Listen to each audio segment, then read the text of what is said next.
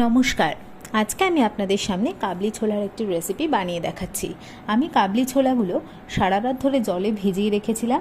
সকালে সেটাকে নুন এবং হলুদ দিয়ে প্রেসার কুকারে কয়েকটা সিটি দিয়ে খুব ভালো করে সেদ্ধ করে নিয়েছি। এরপর একটা কড়াইতে সর্ষের তেল গরম করে তাতে জিরে ফোড়ন দিয়ে কুচিয়ে রাখা পেঁয়াজ কিছুক্ষণ ধরে ভেজে নিয়েছি। এরপর কাঁচা লঙ্কা দিয়ে আরও কিছুক্ষণ পেঁয়াজটাকে ভেজে নিয়েছি। এরপর আসছে মশলার পালা। প্রথমেই আমি রসুন বাটা দিয়েছি।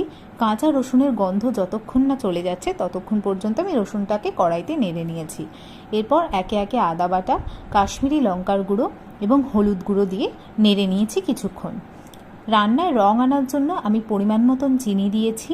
চিনি দেওয়ার পরে আমি স্বাদ মতো নুন ব্যবহার করেছি। এরপর এই সমগ্র ইনগ্রিডিয়েন্ট বা মশলাটাকে খুব ভালো করে কিছুক্ষণ কষিয়ে নিয়েছি। এরপর আসছে স্পেশাল ইনগ্রিডিয়েন্ট ছোলে মশলা। ছোলে মশলা পরিমাণ মতন দেওয়ার পরে আমি মশলাটাকে আরও কিছুক্ষণ কষিয়ে নিয়েছি। মশলা থেকে তেল ছেড়ে এলে কাবলির ছোলাগুলোকে মশলার মধ্যে দিয়ে বেশ কিছুক্ষণ ধরে কষিয়ে নিয়েছি।